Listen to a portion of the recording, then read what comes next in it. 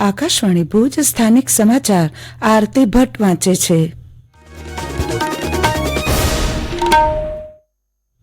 નમસ્કાર.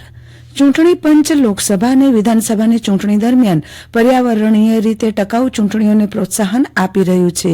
પંચે ચૂંટણી તંત્ર અને રાજકીય પક્ષોને મતદાર યાદી અને ચૂંટણી સામગ્રી માટે કાગળનો ઉપયોગ ઓછો કરવા માટે નિર્દેશો જારી કર્યા છે અને ઈ બુક્સ અને ઈ ડોક્યુમેન્ટ્સના ઉપયોગ પર ભાર મૂક્યો છે. આ સાથે ડબલ સાઇડ પ્રિન્ટિંગ અને લેઆઉટ ઓપ્ટિમાઇઝેશનની ખાતરી કરવા પણ જણાવ્યું છે.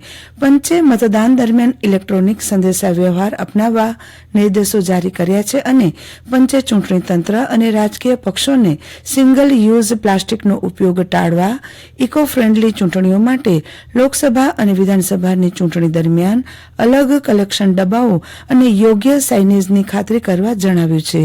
દરેક પ્રકારના કચરા માટે પર્યાપ્ત નિકાલની સુવિધા સુનિશ્ચિત કરવી, વાહન વ્યવહાર માટે ઇકો ફ્રેન્ડલી વાહનોનો ઉપયોગ તેમજ મતદાન દરમિયાન કારપુલિંગ અને જાહેર પરિવહનને પ્રોત્સાહિત કરવા પણ જણાવ્યું છે.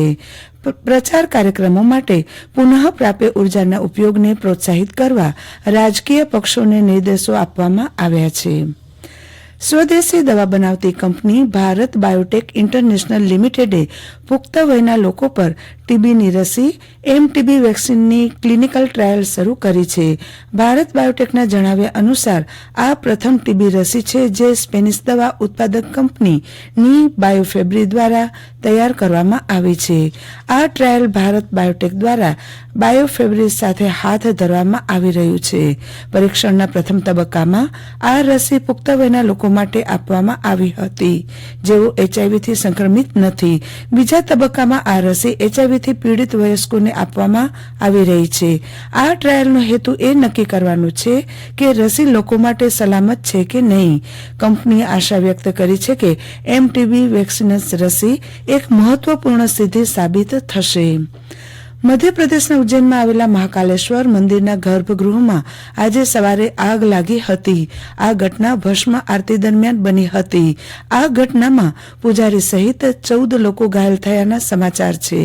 ઘાયલોને ઇન્દોર અને ઉજ્જૈનની હોસ્પિટલમાં દાખલ કરવામાં આવ્યા છે.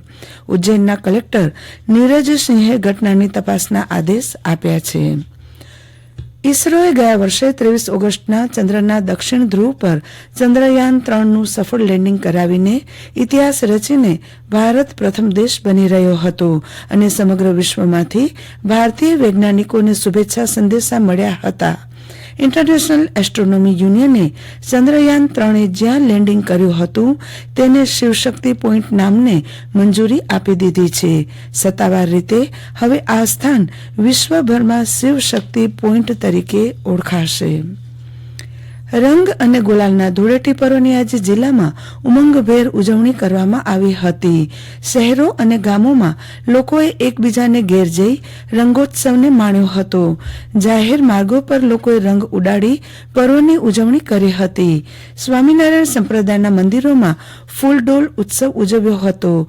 અંજારમાં ધૂળેટીના પર્વ પ્રસંગે રાજાશાહીના સમયથી ઈશાકચંદ્રના લગ્ન પરંપરાગત ઉજવણી આજે પણ યથાવત રહી છે. ધૂળેટીના દિને શહેરીજનોની ઉપસ્થિતિમાં સપ્તપદીના ફેરા ફરી ઈશાકચંદ્ર ઈશાકડી સાથે લગ્ન ગ્રંથિથી જોડાય છે અને ફરી આવતા વર્ષે લગ્ન માટે તૈયાર થઈ જાય છે. લગ્નની જાનમાં અંગ કસરતના દાવ, દાંડિયા રાસ વગેરે કાર્યક્રમો યોજાય છે. આ અનોખી લગ્ન પ્રથા 263 વર્ષથી ચાલતી આવી હોવાનું જાણકારોએ જણાવ્યું હતું.